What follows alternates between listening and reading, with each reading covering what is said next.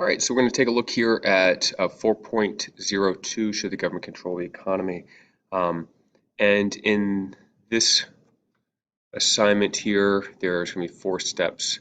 You can have arguments of whether or not the government should raise the minimum wage or should the government set the price of gasoline.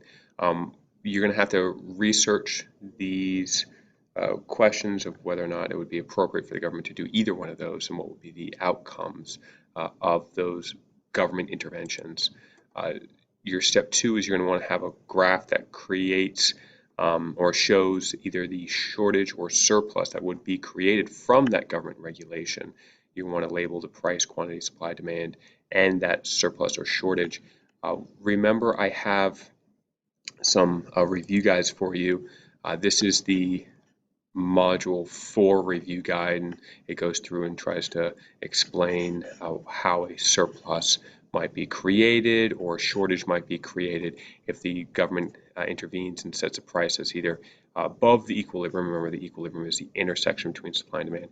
If the price is artificially too high, then we'll have a surplus. So if the government comes in and mandates that the price of labor through minimum wage is too high, you might have a surplus of labor.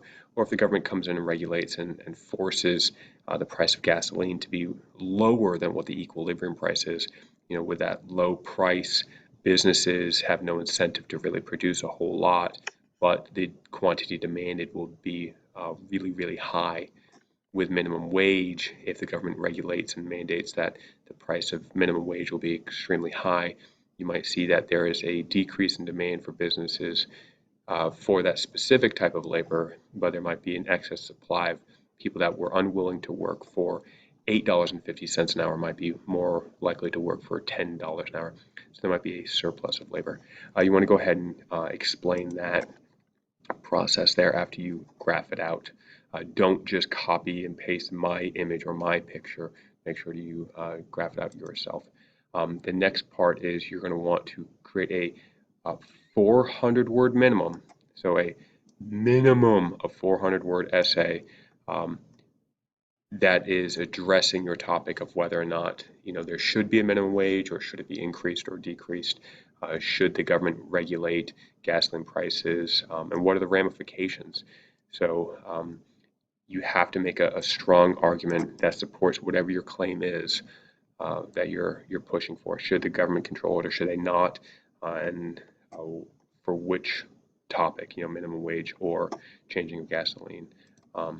And then lastly, make sure that you just go ahead and have a section that shows where your sources came from.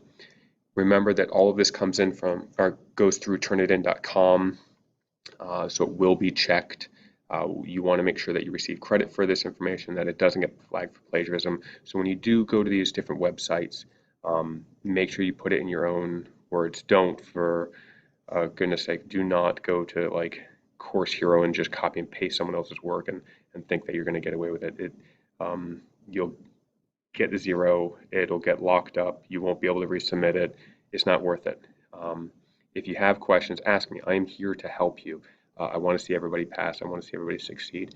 So find which argument you like to go after. Take a look at the review guides that I've already posted for you to draw out the graphs, and write your essay. Then, wherever you got that information from, throw down that internet source. We'll be good to go. All right, have a great day, guys.